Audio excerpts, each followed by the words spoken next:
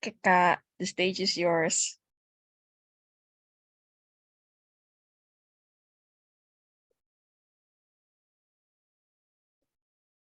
Oke deh, selamat sore semuanya. Kenalin nama gue Yosep. Gue di sini bakal sedikit bantu teman-teman buat UAS AB besok. Dan ini soal UAS diambil dari soal tahun lalu atau zaman pas gue ngambil AB. Oke, kita ke soal yang pertama. Di sini di mana Miss Chemical Corporation is a large chemical company. Ia memproses 150.000 pounds dari XT100 di dalam distilling department dengan biaya sebesar 155.000 untuk menghasilkan 14.000 pound dari AXT, 65.000 pound dari BXT, dan juga 11.000 pound dari CXT. Oke, di sini produk AXT diproses lebih jauh lagi di dalam fusing department untuk menghasilkan 14.000 pound dari AM05. Terus juga di sini biayanya adalah 27.000. Sedangkan untuk BXT itu bisa langsung dijual tanpa diproses lebih jauh lagi. Itu harganya adalah $6 per unitnya. Dan yang terakhir adalah CXT, itu harus diproses lebih jauh lagi untuk menghasilkan produk yang bernama CZ01, biayanya adalah 12.000, dijual dengan harga $3 per poundnya. Oke, di sini mungkin gue bakal jelasin sedikit teorinya aja. Kalau misalkan NRV method itu merupakan metode di mana kita itu menghitung berapa sih nilai bersih yang akan kita realisasikan. Nah, caranya itu adalah kita menghitung final sales value of total product. Ini didapat dari quantity of production. Nah, itu ini kalau misalkan AM05 ini kan 14.000. Itu dikali sama harga jual produk akhirnya, yaitu $12. Dikurangi dengan separable cost. Nah, separable cost ini apa sih? Jadi kalau misalkan kita lihat di dalam tabel ini, di dalam grafik ini, kita bisa lihat di sini separable cost itu merupakan biaya-biaya yang dikeluarkan dari titik split off sampai titik di mana akan diproses lebih jauh lagi menjadi produk yang baru. Nah, di sini untuk produk AXT, ini kan dia menghasilkan produk AM05. Biayanya adalah 27.000. Nah, 27.000 ini adalah separable cost-nya. Gitu. Nah, sedangkan di sini split off point. Split off point itu apa sih? Jadi split off point itu adalah suatu titik di mana ketika kita akan memproduksi barang yang bisa kita identifikasikan secara terpisah. Misalkan nih, anggaplah ini adalah susu. Susu itu kan bisa diproduksi menjadi keju maupun jadi yogurt. Nah, jadi split off point itu adalah titik di sini. Sebelum kita produksi dari susu menjadi yogurt ataupun menjadi keju. Nah, sedangkan di sini joint cost ini adalah biayanya, biaya untuk memproduksi 3 jenis barang ini. Oke, kalau gitu kita lanjut. Untuk yang pertama, menggunakan metode NRV untuk mengalokasikan joint cost, hitunglah unit cost per pound untuk AXT, BXT, dan juga CXT. Oke, untuk menghitung NRV method ini, kita pertama kali itu bikin tabel yang kayak gini. Di mana di sini AM05, BXT, dan CZ01. Di sini jangan lupa ditulis itu adalah produk akhirnya, soalnya kalau misalkan kita nyatetnya cuma AXT, itu berarti bukan NRV method, tapi melainkan sales value at split off method. Kalau udah, di sini kita akan menghitung berapa sih sales value dari total produk kita. Nah, di sini kan tadi dijelaskan bahwa kalau AM05 itu terbuat dari AXT dan bisa dijual dengan harga $12 per unitnya. Nah, kali ini kita kaliin aja 14.000 dikali dengan $12. Hasilnya adalah 168.000. Sama dengan BXT, di mana BXT di sini kan judulnya tetap BXT karena di sini BXT itu tidak perlu diproses lebih jauh lagi untuk bisa dijual. Jadinya di sini kita tinggal kaliin aja langsung 65.000 dikali dengan $6 per unitnya. Dan terakhir adalah CZ01. CZ01 kita hitung CXT dengan $3 atau harga jual pas udah produk akhirnya. Kalau udah kita totalin 591.000. Nah, dikurangi dengan separable cost. Nah, separable cost ini yang udah tadi gue jelasin. Kalau separable cost itu merupakan biaya yang digunakan untuk memproduksi 3 jenis barang ini menjadi produk yang lebih jauh lagi, atau produk jadilah istilahnya. Nah, kalau misalkan BXT ini kan dia tidak perlu diproses lebih jauh lagi nih untuk bisa dijual. Jadi di sini si BXT ini separable cost itu 0 gitu. Nah, lalu kita lanjut lagi ke sini, di mana di sini AM05 separable cost-nya adalah 27.000, BXT adalah 0, dan juga CZ01 itu 12.000. Nah, ketemu nih NRV. Jadi nilai bersih yang bisa kita akui untuk produk-produk ini, untuk AM05 adalah 141.000, kalau BXT adalah 390.000, dan CZ01 adalah 21.000. Kemudian kita hitung nih berapa sih bobot-bobot dari NRV ini dengan total NRV dari masing-masing produk. Jadi bobotnya ini kita hitung dengan membagi NRV dari masing-masing produk dengan total dari NRV seluruh produk. Nah, di sini untuk AM05 itu tinggal 141.000 dibagi 552.000. Nah, kalau udah, begitupun dengan BXT dan juga CZ01. Kenapa sih kita mesti ngitung weight-nya? Nah, jadi kan di sini kita tadi di awal udah ditentukan nih, kalau misalkan joint cost-nya ini adalah 155.000. Di mana 155.000 ini ingin kita alokasikan masing-masing ke 3 produk ini. Nah, masalahnya berapa sih porsinya? Nah, jadi ngitung weight-nya ini adalah untuk mengetahui porsi dari masing-masing produk ini. Oke, kalau udah, tinggal kita kaliin aja joint cost-nya dikali dengan weight-nya. Lalu yang BXT juga sama, begitupun dengan CZ01. Nah, alhasil kita tinggal ngitung aja berapa sih joint cost per pound-nya atau per unitnya. Nah, jadi sini gue ngitung joint cost per pound-nya itu tinggal joint cost allocated dibagi dengan AXT. Begitupun dengan produk BXT dan CZ01. Nah, sampai sini ada yang mau ditanyain nggak?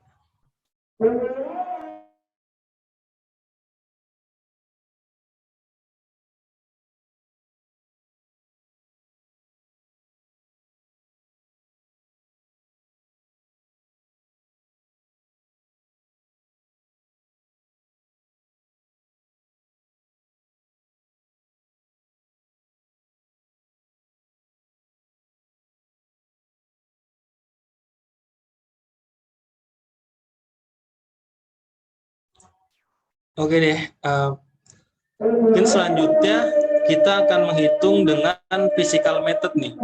Dengan menggunakan physical method untuk mengalokasikan joint cost, hitunglah unit cost per pound untuk produk AXT, BXT, dan CXT. Lalu pertanyaannya, dalam kondisi yang kayak gimana physical method itu lebih digunakan atau lebih bagus daripada NRV maupun split off method?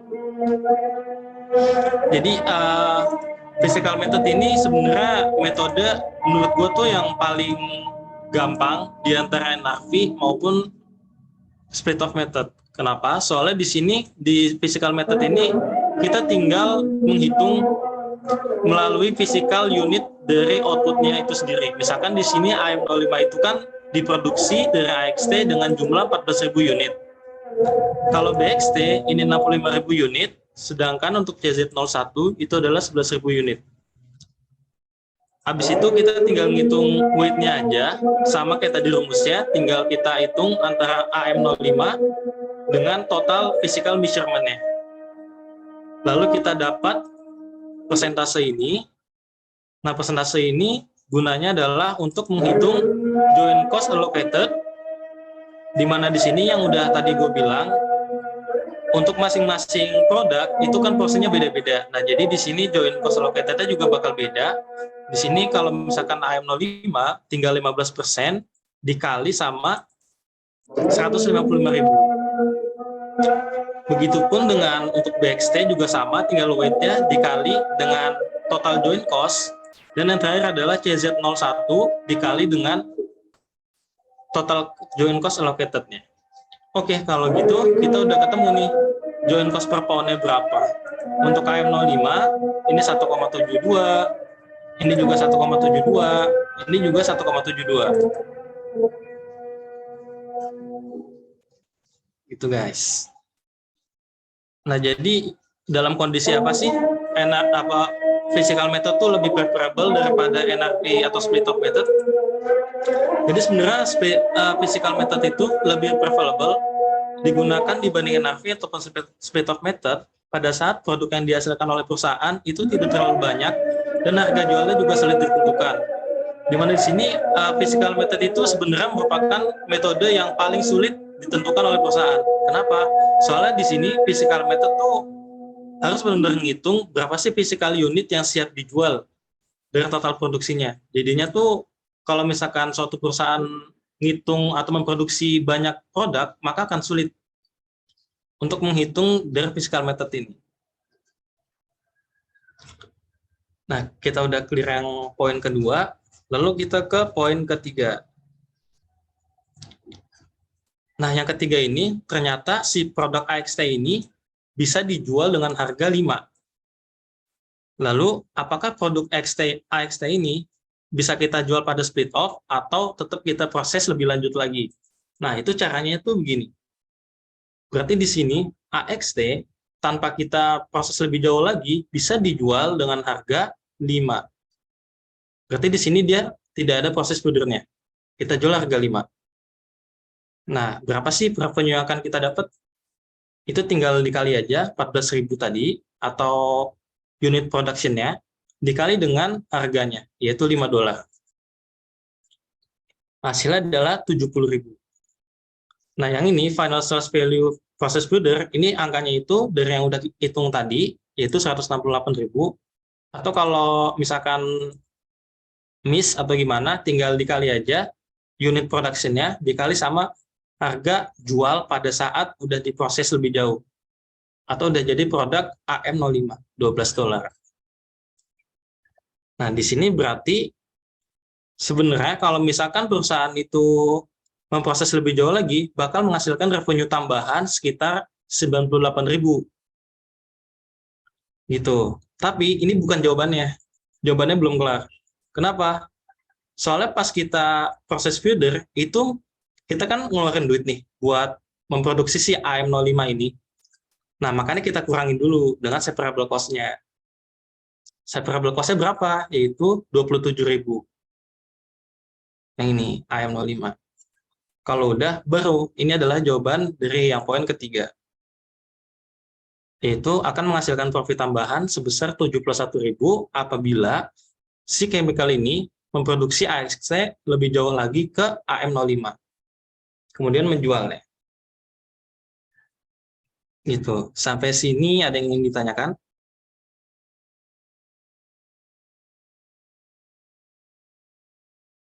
Oke, kalau clear kita lanjutin aja ke yang terakhir, yaitu yang keempat, di mana di sini menggunakan NRV method untuk mengalokasikan joint cost, hitunglah unit cost per pound untuk produk AXT, BXT, dan CXT. Nah, di sini bedanya adalah si company sekarang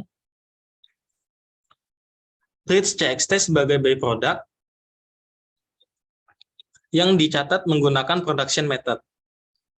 Perusahaan mensyaratkan gross margin-nya itu 10% dari revenue dari byproduct-nya itu, dan juga membutuhkan 20% dari revenue byproduct untuk marketing cost.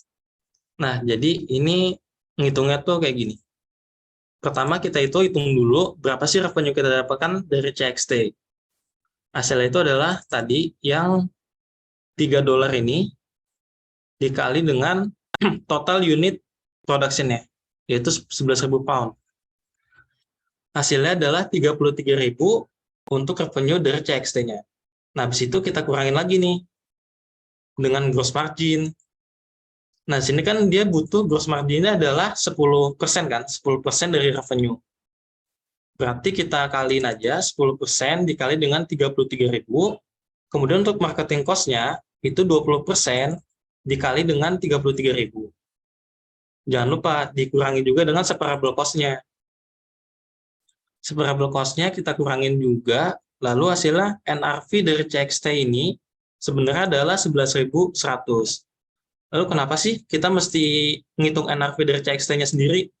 Padahal kan tadi kita udah ngitung nih. Jadi sebenarnya tuh di sini si CXT-nya ini udah bukan bagian dari join produknya itu. Oh iya, kalau join produk itu berarti kayak ada beberapa produk yang diproduksi secara bareng-bareng gitu.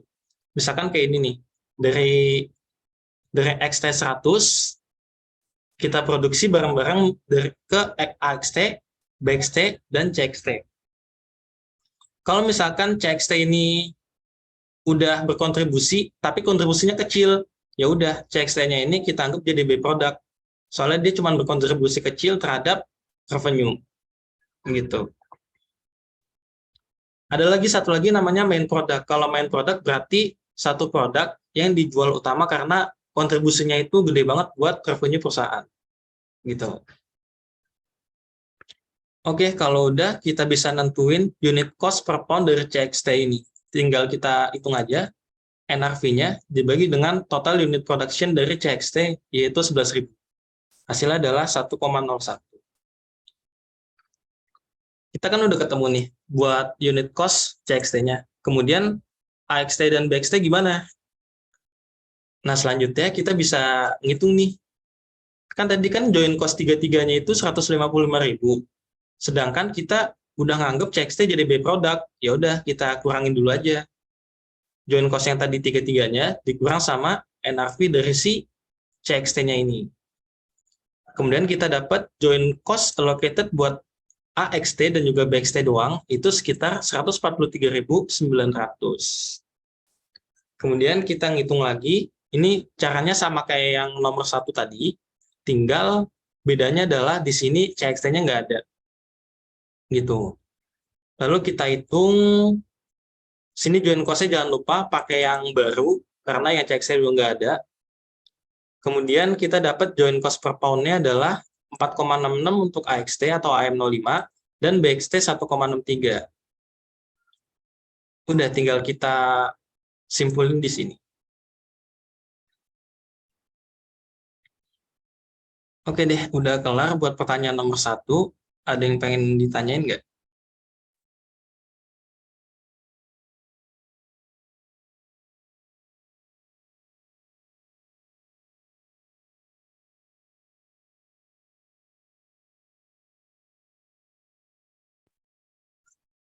Kalau nggak ada, kita lanjut aja ke question nomor 2. Nah, question nomor 2 ini membahas tentang allocation of supporting department, atau berapa sih biaya-biaya yang dialokasikan oleh support department ke operation department. Jadi dalam suatu perusahaan itu kan biasanya terdapat operating department dan support department yang saling mengisi satu sama lain. Nah, kalau misalkan di contoh soal ini, dua operating department ini adalah molding dan assembly. Atau kalau lebih gampangnya tuh, kalau operating department ya berarti departemen yang produksi barang atau misalkan membuat barang itu value-nya lebih bagus lagi dan segala macam. Nah, kalau yang supporting department itu biasanya departemen yang secara nggak langsung menambah value dari produk itu. Kalau nggak ada supporting department, operating department nggak bakal jalan. Misalkan kayak departemen HRD, departemen sejenis, pokoknya yang bisa mensupport operating department. Oke, kita masuk ke soal aja langsung. Di sini, Bash Company sedang mendevelop departmental overhead rates-nya itu berdasarkan direct labor hours. Kita catat dulu, di sini overhead rate-nya itu didasarkan direct labor hour. Di mana perusahaan ini punya dua departemen, yaitu molding dan assembly untuk operatingnya, dan juga supportingnya itu adalah repair and power. Di dalam operating department, si moldingnya ini punya 20 orang pekerja. Sedangkan assembly itu punya 80 karyawan. Jadi kalau kita totalin ada 100 orang yang bekerja di perusahaan Bashco dari molding dan assembly. Di mana di tiap orang ini bekerja selama 3.000 jam per tahunnya. Nah, ingat ya, ini berarti per employee-nya, bukan total labor hour di departemen tersebut. Jadi habis itu kita cari dulu total labor hours-nya itu adalah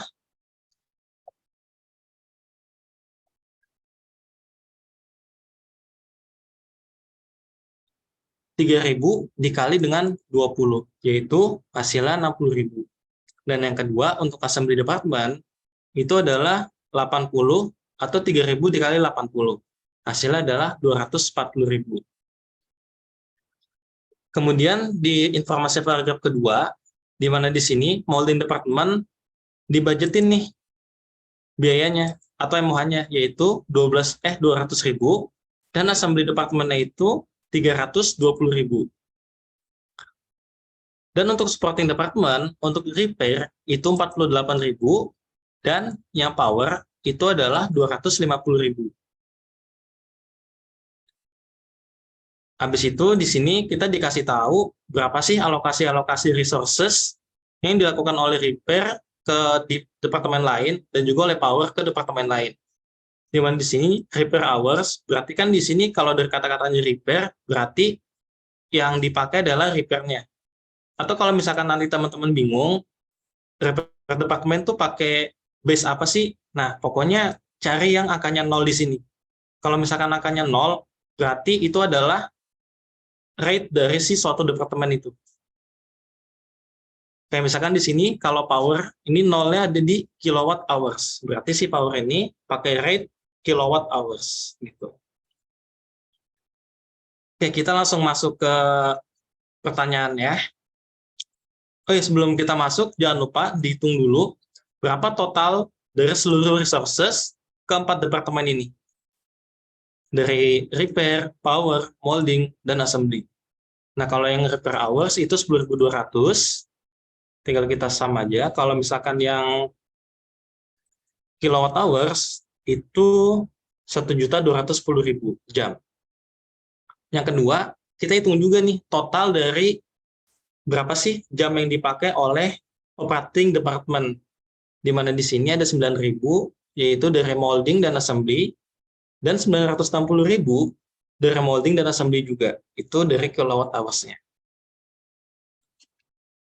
Nah, kalau udah, kita langsung masuk ke soal yang pertama. Soalnya adalah hitunglah overhead rates per direct labor hour untuk molding department dan assembly department. Perusahaan mengimplementasikan step-down method, allocation method, untuk membebankan production department terhadap supporting department cost. Asumsikan prioritas alokasinya itu didasarkan pada persentase tertinggi antara supporting department. Oke, jadi kalau step-down method itu gampangnya adalah, misalkan pertama itu kan kita bakal milih dulu kan, departemen mana sih yang bakal ngalokasiin pertama ke departemen lainnya. Nah, kalau di sini terpilihlah power. Nah, caranya itu nanti gue jelasin, tapi gue mau jelasin step down method dulu. Jadi, intinya kalau step down method ini, ketika lu udah dibudgetin oleh perusahaan, taruhlah di sini power itu kan 250.000. Nah, berarti alokasi dari powernya digunakan seluruhnya gitu. Nggak bisa kurang, nggak bisa lebih. Jadi 250.000-nya ini dipakai habis buat biayain repair, molding, hingga assembly. Gitu. Kalau yang resiprokal ini ternyata enggak. Resiprokal ini lebih ke menunjukkan berapa sih alokasi yang adil gitu. Kalau misalkan kita bandingin antara power dan repair. Nah, makanya di sini hasilnya itu nggak plek 250.000, tapi malah lebih, yaitu 262.000 sekian-sekian. Oke, langsung aja. Kita pilih nih, yang mana sih yang bakal kita alokasiin duluan. Caranya itu adalah, kalau misalkan ini repair to power, berarti kita lihatnya dari sini nih. Kan ini repair. Ini repair. Kan 0.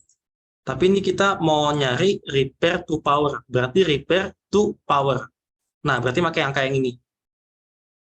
Angka yang ini kita bagi dengan total seluruh yang dipakai oleh 4 departemen ini, yaitu 10.200.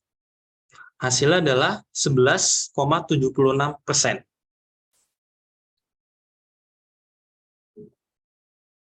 Sedangkan kalau yang power to repair, berarti kita lihat dulu nih, berapa sih alokasi kilowatt hours yang dikasih oleh power ke si departemen repair. Gitu. Nah, berarti di sini kita lihat dulu nih, power ngasih ke repair berapa ya? Kita lihat, oh ternyata 250.000 jam. Ya udah, tinggal kita hitung aja, 250.000 dibagi sama 1.210.000 atau total kilowatt hours yang dipakai oleh seluruh departemen. Habis itu tinggal kita ranking aja atau kita pilih yang paling gede. Ternyata yang paling gede adalah power to repair sebesar 20,66%. Oke deh, sampai sini ada yang mau nanya dulu nggak? Soalnya bawah-bawah udah mulai banyak nih. Takutnya ada yang miss gitu.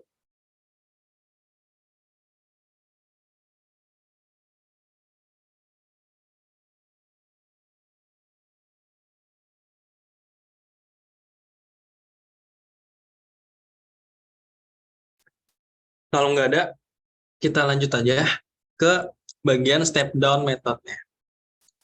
Pertama, teman-teman bisa gambar tabel kayak gini. Sampai sini dulu.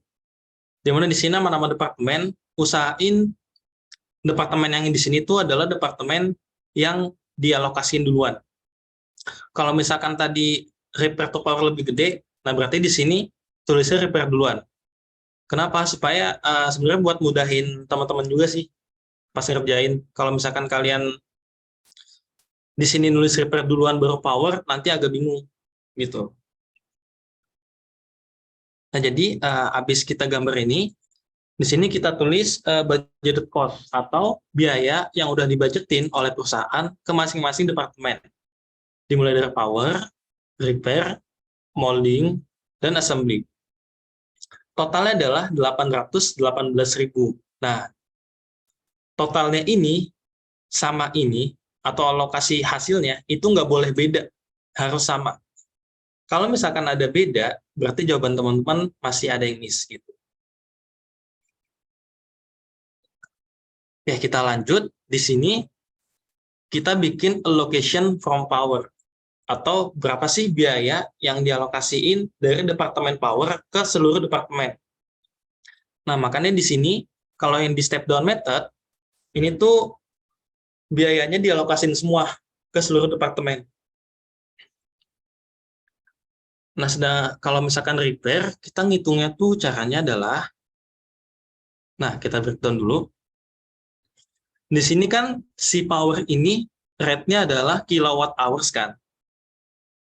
Jangan lupa, intinya kalau misalkan departemennya itu di sini power, berarti pakai kilowatt hours. Kalau misalkan di sini repair, berarti pakai repair hours.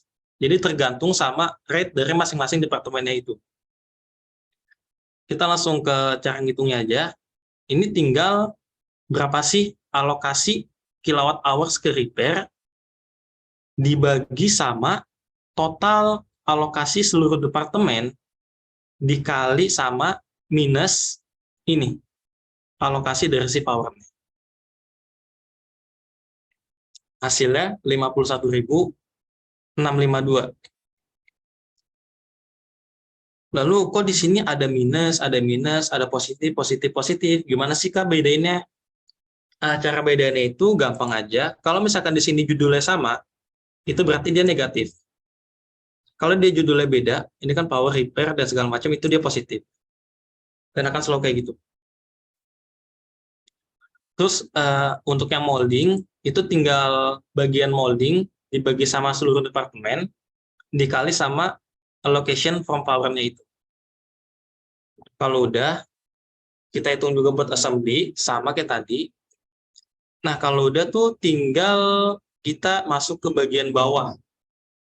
Tadi kan kita udah alokasiin dari power ke seluruh departemen kan. Otomatis dari power ini biayanya udah habis.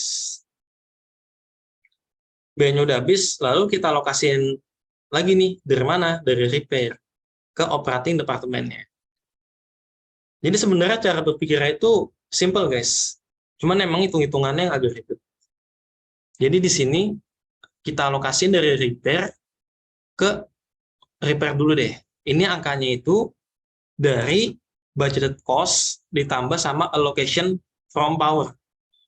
Loh, kenapa ditambah, Kak? Simple lagi nih. Ketika kita punya perusahaan, kita kan biasanya budgetin masing-masing departemen untuk dapetin berapa nih biaya-biayanya nih. Nah, di sini si repair ini dapat budget 48.000. Nah, selain dari yang dibudgetin oleh perusahaan, suatu departemen juga dapat dana dari departemen lain hasil alokasian. Atau kalau misalkan bahasa gampangnya itu, lu dapat hadiah dari abang lu, tapi abang lu itu kan nggak cuma ngasih hadiah ke lu doang. Biasanya tuh ngasih hadiah mungkin ke orang tua lu, ke nenek, ke bibi, dan segala macam. Nah, ini dikali sama alokasiannya. Yaitu di sini kalau repair dapat 51.652. Kita jumlahin deh. Jadi dana yang diperoleh oleh repair dan yang tersedia adalah 99.652,89. Loh, kok di sini negatif? Soalnya di sini negatif karena gue pengen alokasiin dana dari repair ke dua operating departemen ini, molding dan assembly. Nah, itu adalah cara berpikir dari step down method. Kalau udah, tinggal kita cari cara ngitungnya aja. Cara ngitung itu agak beda dari yang awal ini. Ini tuh bedanya ada di bagian penyebutnya. Penyebutnya itu, kalau misalkan tadi yang di power itu kan penyebutnya adalah total yang digunakan oleh 4 departemen kan. Kalau yang di repair, karena yang powernya itu udah habis, udah nggak ada yang bisa dialokasiin lagi, jadi yang powernya itu kita eliminasi. Lalu sisa repair, molding, dan assembly. Nah, kenapa di sini repair nggak masuk dalam penyebut ya? Karena repair ini adalah di departemen yang mau mengalokasikan resources-nya ke operating department. Gitu. Jadi tinggal di sini 1.000 dibagi sama total assembly dan molding, yaitu 9.000. Habis itu tinggal kita kali sama total biaya yang dimiliki oleh repair, yaitu 99.652,89. Nah, begitu pula dengan assembly. Assembly juga sama, tapi bedanya angkanya doang. Kalau assembly itu kan repair hours-nya itu 8.000. Kalau udah, tinggal kita hitung, kita dapat 88.000 sama 11.000. Udah deh, karena repair udah alokasin semua, power juga udah semua. Lalu di sini si molding ini tinggal kita sama aja semuanya. Nah, hasilnya adalah 384.626 dan yang ini adalah 433.373,74. Coba kita sum ulang. Wah, sama kan? Berarti jawaban teman-teman kalau misalkan hasilnya udah sama, itu udah tepat gitu. Sampai sini ada yang bingung nggak?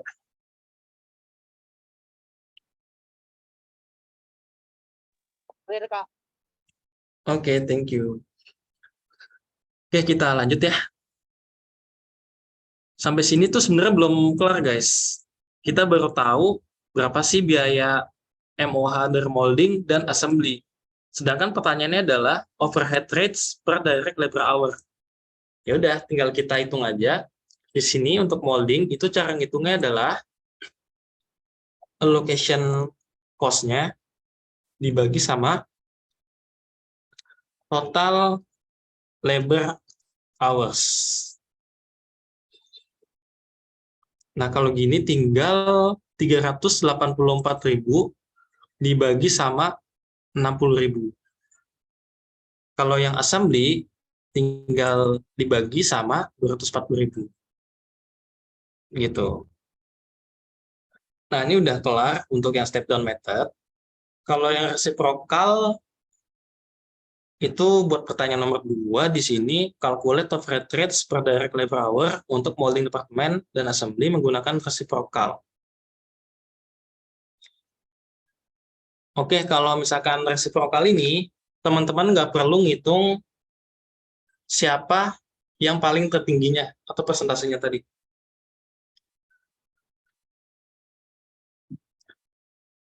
Tapi di sini ribetnya itu adalah teman-teman harus bisa membuat persamaan linear gini, persamaan aljabar. Cara buatnya gini, kalau power, di sini kan gue mau power ya. Andaikan power itu adalah kita. Dana kita itu kan berasal dari orang tua, dan juga yang tadi gue bilang hadiah atau sumbangan dari orang lain gitu kan. Nah, kalau di sini powernya itu dana-dananya adalah berasal dari budgeted cost 250.000 ditambah sama alokasi dari divisi atau departemen repair. Di sini tadi kan kita udah hitung persentasenya repair to power. Itu 11,76%. Jadi persentasenya masih kepake dikali sama R. Kenapa dikali sama R? Karena kita kan ini kan sebenarnya alokasi dana dari R-nya kan. Dan sedangkan kita nggak tahu R itu punya dana berapa. Nah, ya udah. Jadi kita pakai rumus kayak gini. Bikin persamaannya.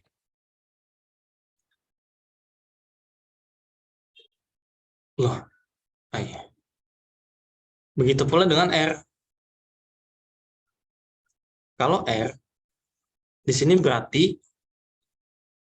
budget cost-nya kan 48.000. Ditambah persentase power to repair atau istilahnya apa ya? Hadiah dari power ke repair itu kan 0,2066 dikali sama dananya si power. Udah, kalau kalian udah nemu kayak gini, tinggal hitung aja. Bikin persamaan linearnya. Habis itu kita bisa dapat power itu mesti alokasiin dana berapa. Nah, di sini 262.015,944. Untuk repair itu 102.135,526. Nah, kalau udah, kita langsung bikin lagi aja ke tabel yang kayak tadi nih. Sama tabelnya. Judulnya juga sama, dan lain-lain. Yang beda adalah angkanya. Untuk yang di sini, itu angkanya itu berasal dari angka yang udah kita dapetin di persamaan linear tadi. Yaitu 262.015,944. Berarti, si power ini harus mengalokasikan dana ke repair department itu sekitar 262.015,94. Sorry, nggak cuma ke repair, tapi ke semua departemen. Gitu. Nah, ini kan minus, Kak. Nah, itu nanti bahasnya nanti dulu. Nah, habis itu kita hitung, sama kayak tadi ngitungnya, tinggal alokasi repair dibagi dengan alokasi seluruh departemen dikali sama allocation from power-nya itu berapa. Kita dapat angkanya. Di sini hitungnya sama juga, tapi ingat harus pakai allocation resource-nya tuh yang sama ya, jangan sampai ketukar atau kebalik. Nanti hasilnya bakal berubah. Nah, kalau udah, tinggal kita sum di sini, ternyata power nih dananya kurang. Kurang sebesar 12.015,94. Nah, nanti ini bakal ditanggung oleh si repair. Si repair ini dananya itu kan dia dapat 48.000 dan 54.135,53. Nah, dari hasil ini, kita bisa ngitung nih, berapa sih alokasi repair ke power, kemudian ke molding, dan assembly. Nah, bedanya step down dengan reciprocal ada di sini juga. Di bagian allocation departemen yang kedua. Di mana di sini, supporting departemen yang kedua masih harus alokasiin ke supporting departemen yang pertama untuk menutupi kurangnya ini. Gitu. Jadi cara ngitungnya itu buat yang power, itu tinggal kita samain aja sama yang ini. Terus buat yang molding itu ngitungnya sama ya kayak yang atasnya ya, bukan yang step down method. Kalau step down method ini kan kita pakai penyebutnya yang total operating departemennya aja kan. Di sini 9.000 dan 960.000. Sedangkan kalau yang step down itu penyebutnya sama kayak allocation from power atau yang seluruh departemennya. Kenapa? Soalnya di sini sekali lagi karena allocation dari departemen supporting yang kedua itu masih harus menuju ke departemen supporting yang pertama gitu. Makanya dia penyebutnya itu harus lengkap dari power sampai assembly. Kalau udah dapat angkanya, tinggal kita sum aja nih. Kita sum ini 0, karena udah habis dialokasiin semua dananya. Nah, ini molding kita dapat 391.000 sekian-sekian, dan assembly 426.000 sekian-sekian. Lalu kita sum juga. Kalau udah kita sum dan hasilnya sama, jawabannya tepat. Sama kayak yang problem yang pertama, ini tuh kita ngitung MOH rates ya, untuk molding dan assembly. Tapi sekarang pakai yang reciprocal. Untuk yang molding, ini kita dapat dari 391.000 sekian-sekian dibagi dengan 9, yaitu dengan labor hours-nya. Hasilnya adalah 6,53, sedangkan untuk yang assembly itu sama juga rumusnya kayak tadi, hasilnya adalah 1,78.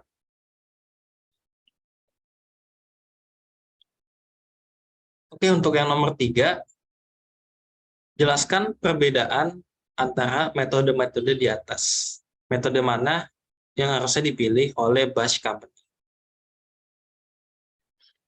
Nah, tadi kan udah gue jelasin ya, kalau misalkan step down method itu ngalokasiinnya tuh berurutan gitu.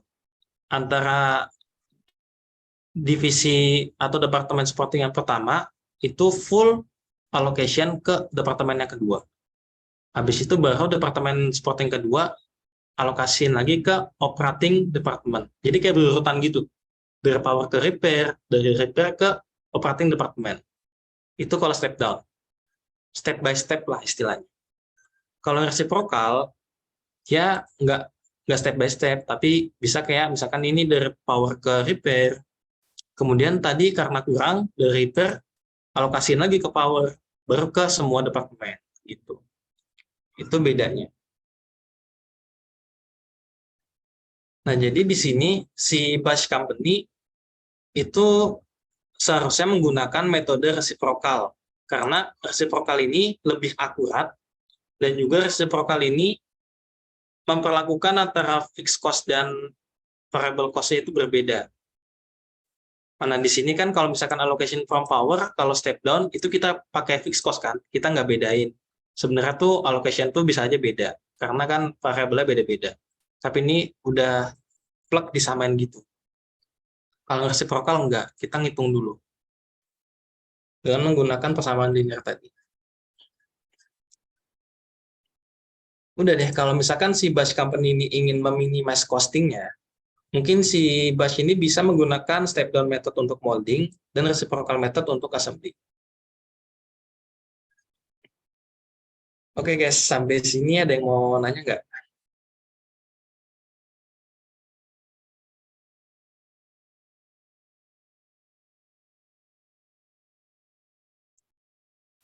Kalau nggak ada, kita lanjut aja ya ke pertanyaan 3.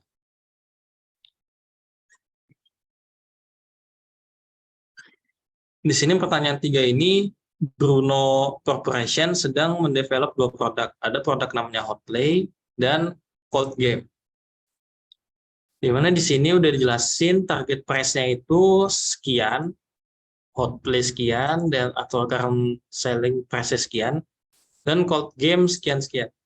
Tapi di sini target price itu buat yang Hotplay tidak tercapai karena dia di bawah dari target price. Sedangkan Cold Game dia tercapai karena di atas. Di sini dia bilang kalau misalkan si company ini udah nggak bisa naikin lagi harga Hotplay karena kompetisi yang begitu ketat lah sama kompetitor.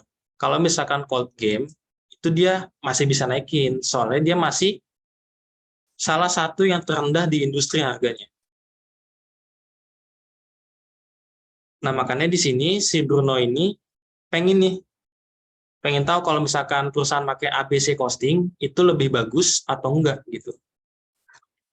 Sedangkan sekarang dia pakai traditional costing. Di mana di sini dia untuk menentukan overhead budgetnya itu memakai total direct labor cost. Dan direct labor cost per hour-nya itu adalah $20. Sini dikasih tabel-tabelnya. Di mana di sini ini tuh tabelnya maksudnya adalah data-data yang dipakai oleh perusahaan untuk memproduksi barang Hotplay dan Cold Game. Di mana di sini ada annual production and sales, raw material, direct labor hour, machine hour, dan lain-lain. Dan sementara itu, kalau misalkan perusahaan ingin menetapkan ABC costing, ini ada 5 activity atau aktivitas yang mesti dilaksanakan oleh perusahaannya itu. Dan juga berapa biayanya. Nah, cost driver ini maksudnya adalah satuan gitu. Jadi kalau machinery, satuannya itu machine hour sampai dengan order taking.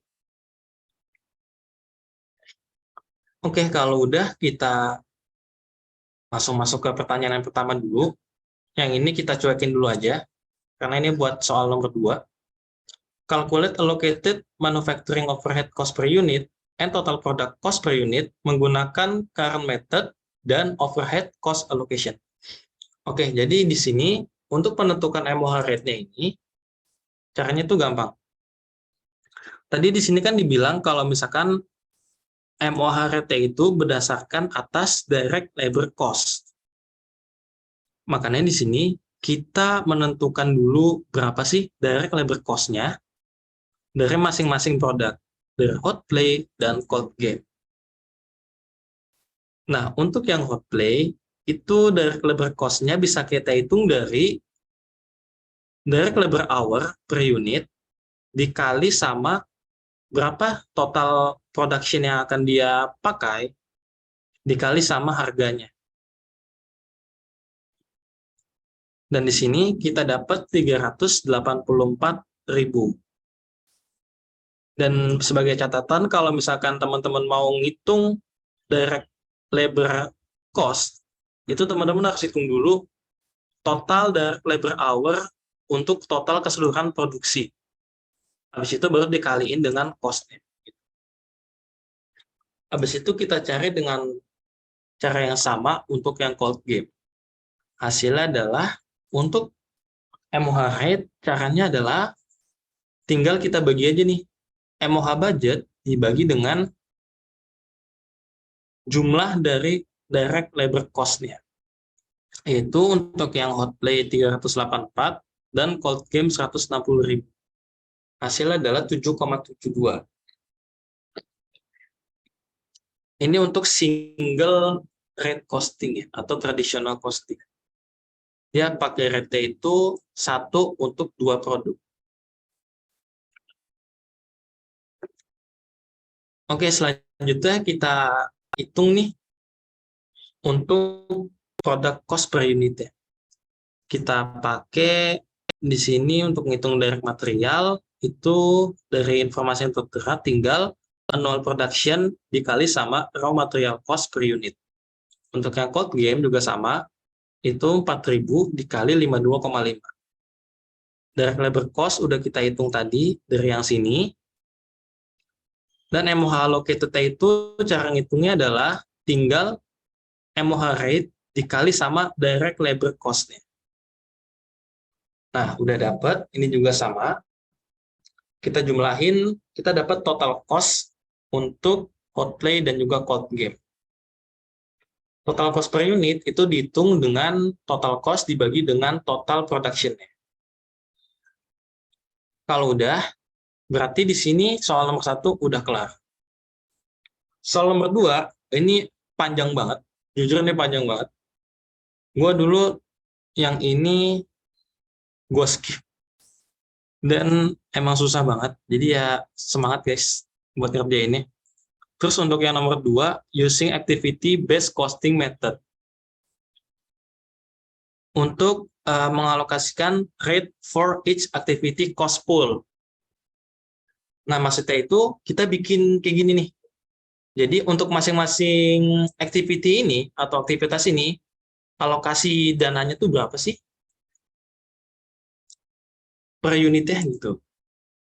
Jadi di sini untuk machinery itu kan tadi budgetingnya segini. Ini adalah total yang dibudgeting sama perusahaan. Kemudian machine hours-nya itu 16.000. 16.000 dari mana? 16.000 itu dari sini. Machine hour needed per unit dikali dengan annual production per unit dari masing-masing produk. Nah, kalau di sini tinggal 1 dikali 8.000 ditambah dengan 2 dikali 4.000.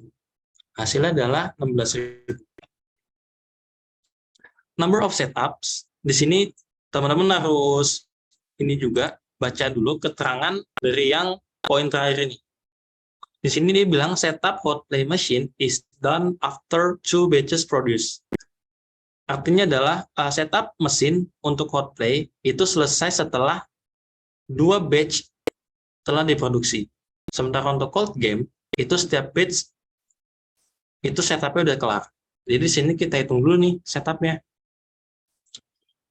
Di sini kita bisa hitung dari 80 dibagi 2. Karena kan setiap 2 batch diproduksi, setupnya baru kelar.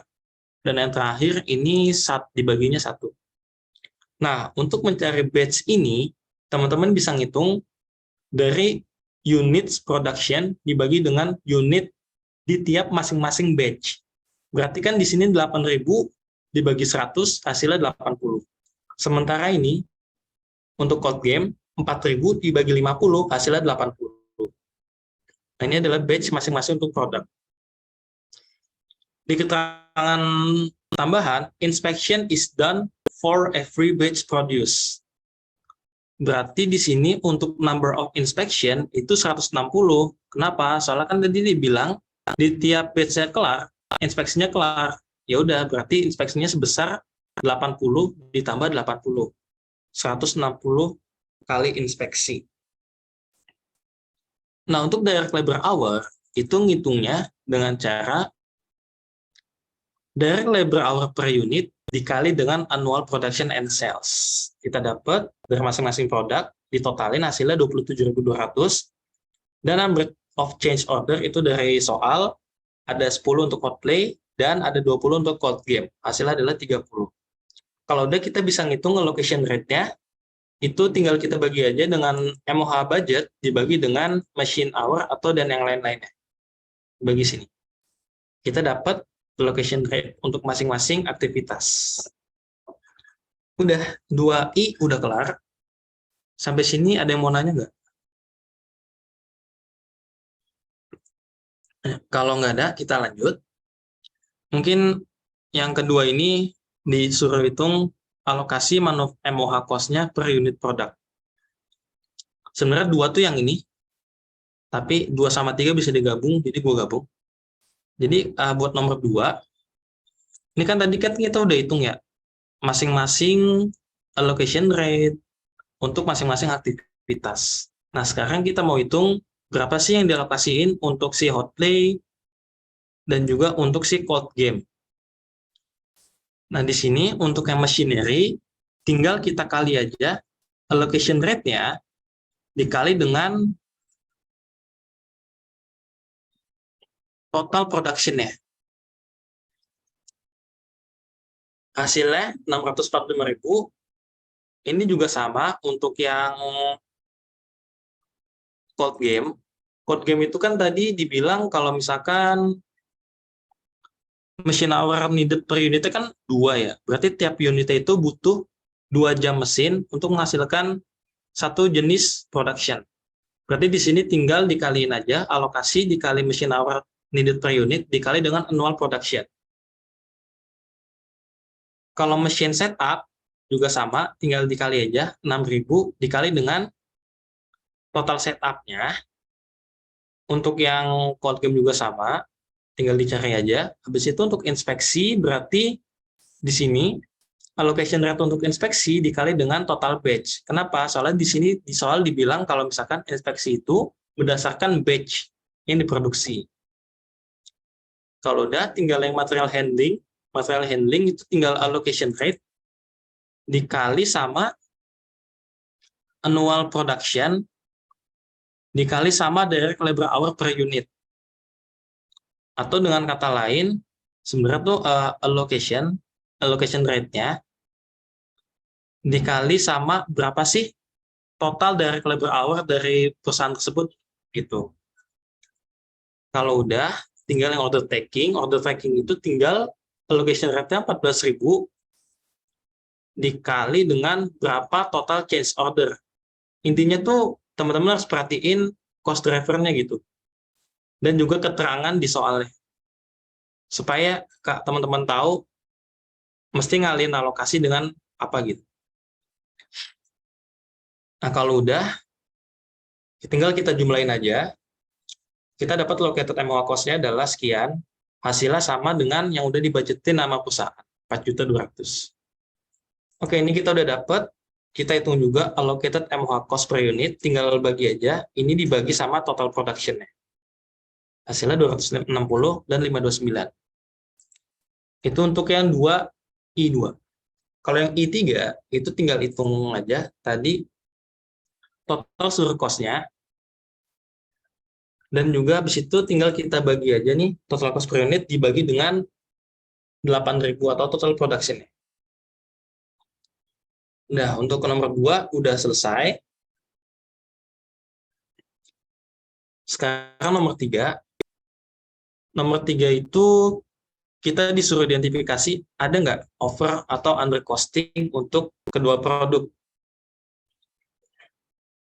Jadi di sini kalau kita tadi udah hitung, yang simple costing itu kan untuk hotplay 523,59, kalau cold game 200,66. ABC costing sekian. Nah, cara nentuin over costing atau under costing-nya, teman-teman harus bandingin antara yang dia pakai saat sekarang, itu kan berarti kan simple costing, dengan yang akan dia pakai, itu ABC costing. Di sini, simple costing lebih tinggi daripada ABC costing, ya berarti dia over costing. Under costing, berarti di sini simpelnya lebih rendah daripada ABC costing. Di sini bisa dihitung target price-nya. Kalau udah, tinggal nomor 4, provide a recommendation to Bruno based on your answer.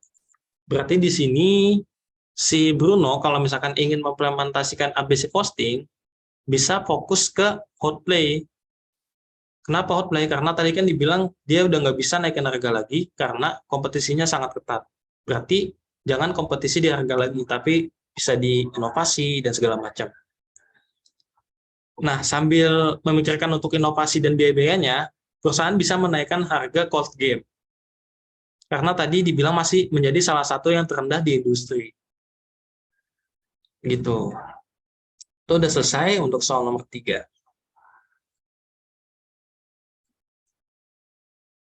Kita lanjut ke soal nomor 4. Di mana di sini soal nomor 4, Potipo ini menginstal JIT Purchasing and Manufacturing System dan menggunakan backflash accounting for its cost flow. Nah, saat ini dia menggunakan purchase of material sebagai trigger pertama. Yang kedua adalah completion of goods. Nah, ini trigger ketiganya nggak langsung disebutin, tapi disebutinnya di sini. Di situ. Nah, ini adalah biaya-biayanya untuk yang raw material sekian, dari regular cost sekian, dan sebagainya. Nah, di sini dibilang kalau misalkan barang akan dijual dengan 60% markup. Kalau misalkan ada selisih antara conversion cost yang applied dan juga conversion cost yang kontrol, itu dialokasiin ke COGS. Kita masuk ke soal yang pertama. Siapkan jurnal umum untuk bulan ini menggunakan backflash costing. Di mana di sini backflash costing itu, ini biasanya pakai trigger point. Kita langsung bikin jurnalnya aja. Kalau di sini kita kan udah tahu ya tadi direct material purchase-nya itu harganya adalah 876.500. Conversion cost yang terjadi atau yang kontrol itu adalah 135.000 ditambah 675.000. Sedangkan yang di applied itu yang dipakai. Kalau yang kontrol itu yang dibudgetin oleh perusahaan.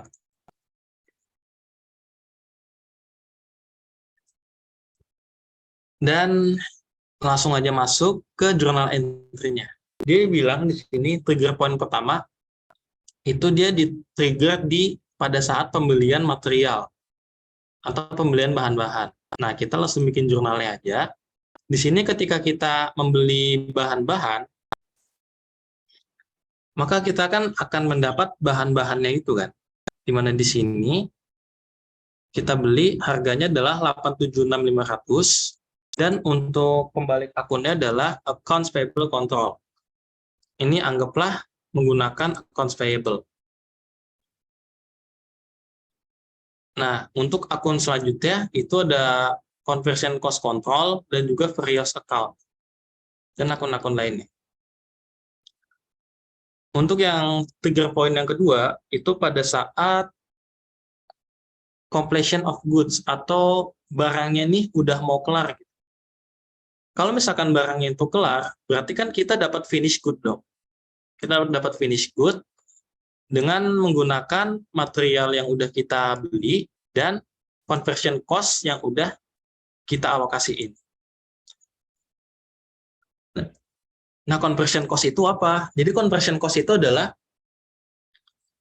biaya yang kita dapat dari direct labor cost dan juga overhead cost.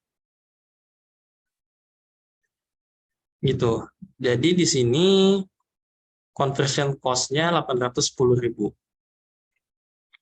Untuk jurnalnya itu sendiri tinggal finish good terhadap materials and in process control dan conversion cost allocated. Dan trigger point yang ketiga yaitu berkaitan dengan COGS atau pada saat barangnya pengen dijual. Di sini kita dapat angkanya itu dari finish good control.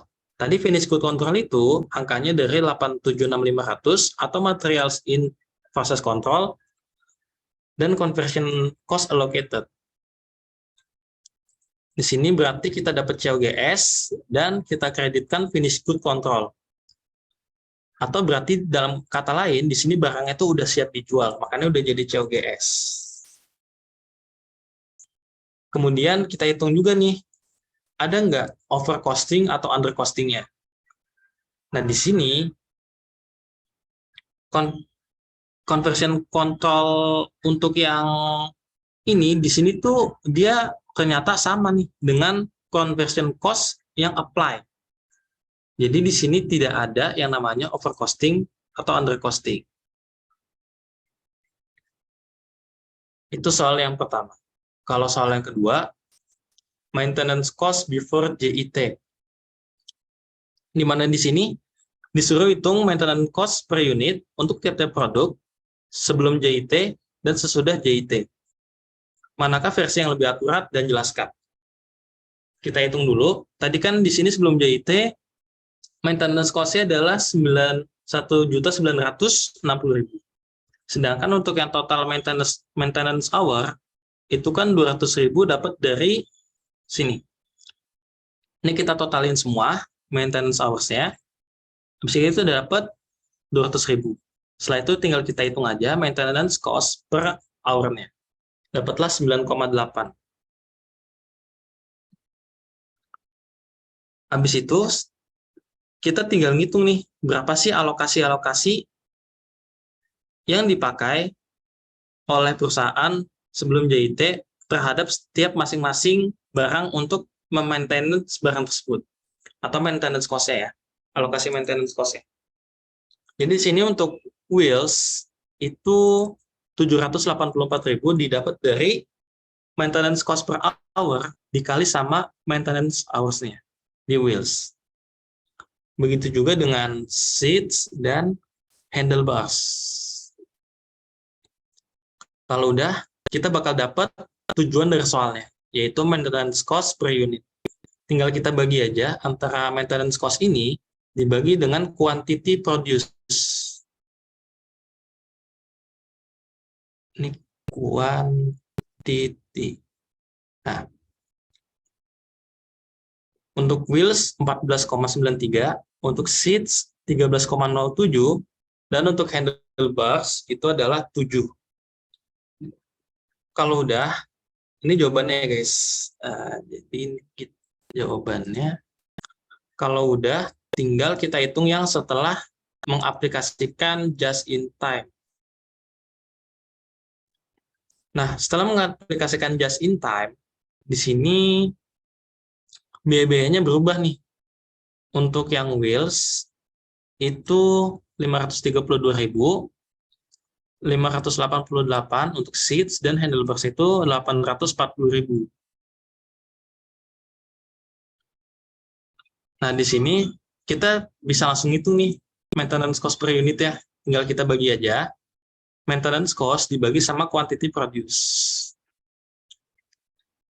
Kalau udah, ini adalah jawabannya.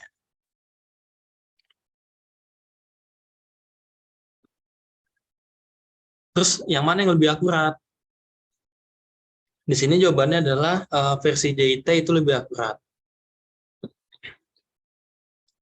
Karena di sini bahan-bahan itu kan bergerak dari satu mesin ke mesin lainnya, dan juga banyak operasi yang berurutan, di mana di sini dapat meminimalisasi material handling cost. Jadi kalau misalkan JIT ini istilahnya apa ya? Kayak barang tuh selalu jalan gitu, nggak ada yang netep di satu mesin. Saya kalau udah jadi langsung geser, kalau udah jadi langsung geser gitu loh. Jadinya di sini untuk meminimalisasi material handling cost. Dan kita masuk soal yang terakhir, yaitu adalah tentang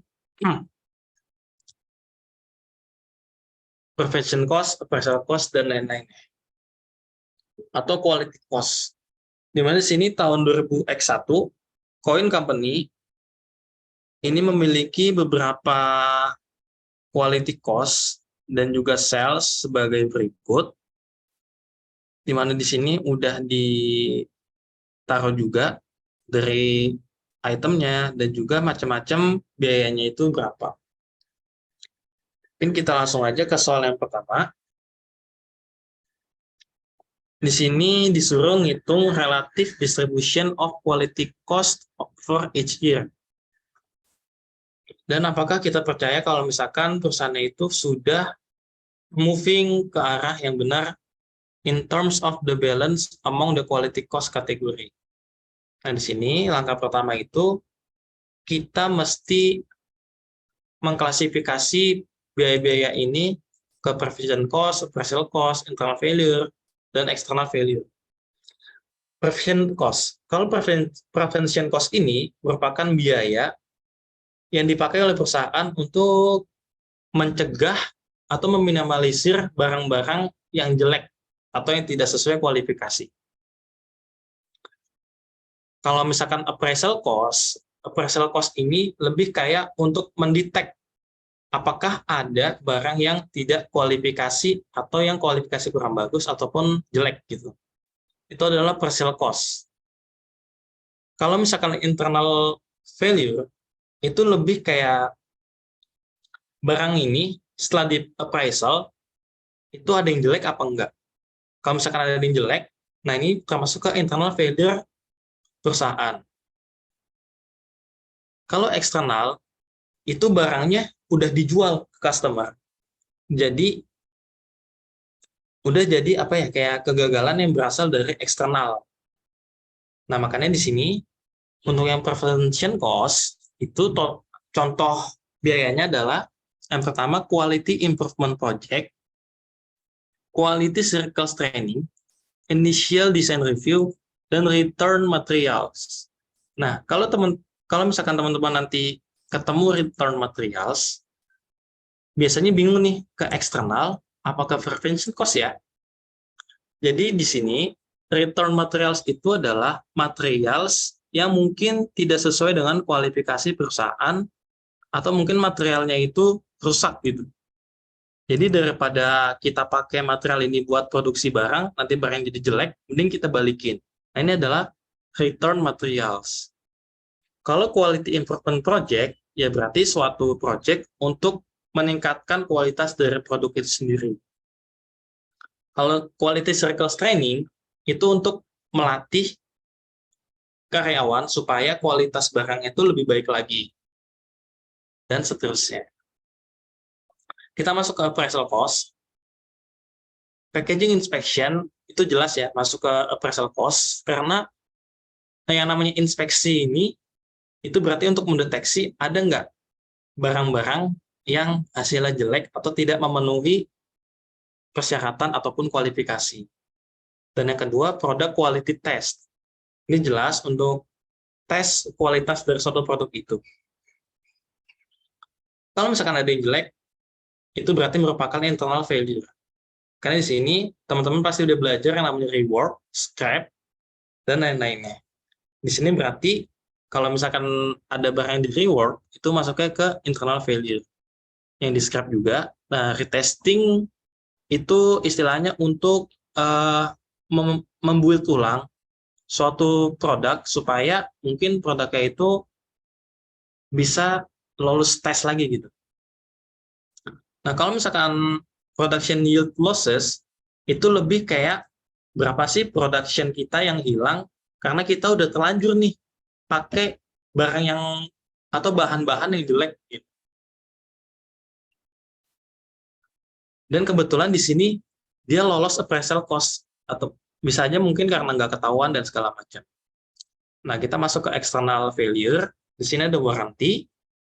Warranty berarti garansi, udah jelas ya. Kalau garansi berarti jaminan yang diberikan oleh perusahaan untuk pelanggan jika adanya barang yang tidak memenuhi kualifikasi atau tidak memuaskan.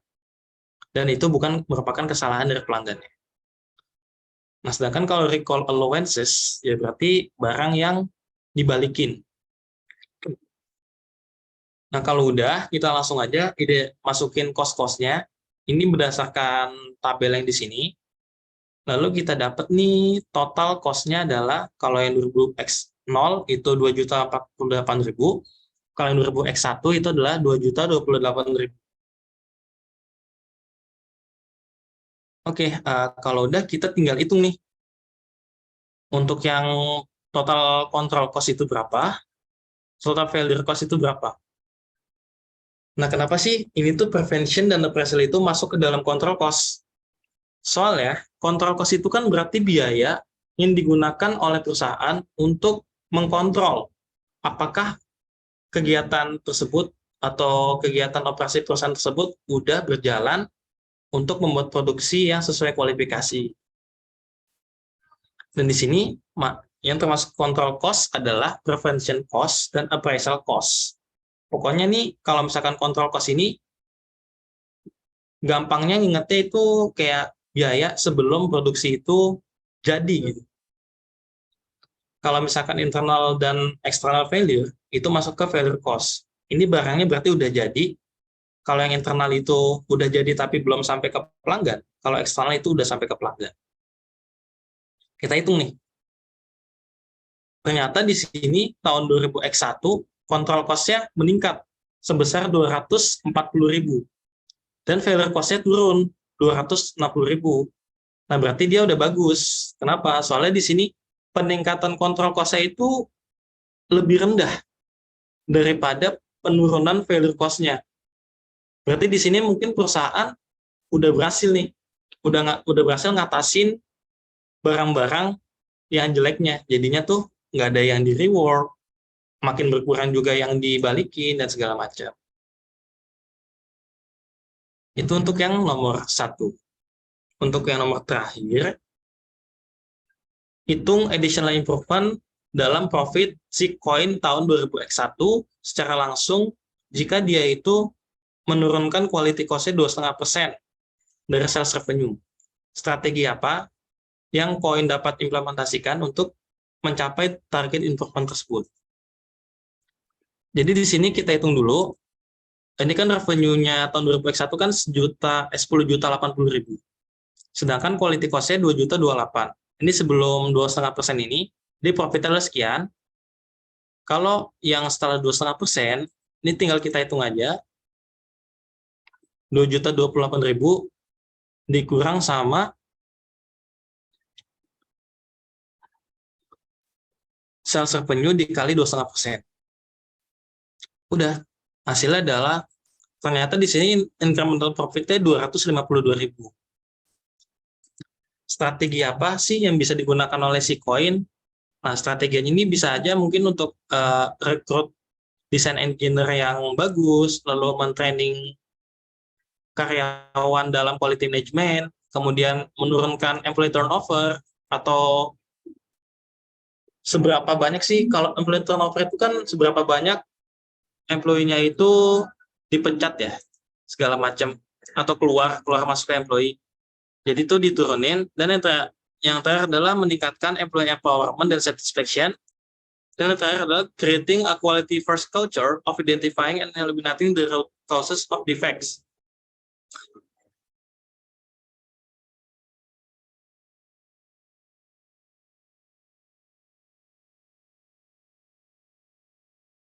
Oke, mungkin sampai sini aja pertemuan kita. Ada yang ingin ditanyakan nggak?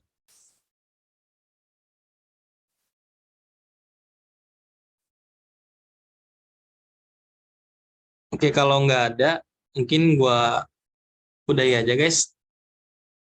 Terima kasih. Oke, Kak. Oke, dengan itu selesailah tutoran kita hari ini. Terima kasih Kak Yosep atas ilmunya dan terima kasih juga kepada teman-teman yang sudah hadir. Di sini aku izin mengingatkan kepada teman-teman yang belum mengisi absen untuk mengisi absen dan nanti untuk rekaman akan ada di YouTube ACE FEB UI. Terima kasih. Thank you Kak Yosef. Thank you juga teman-teman.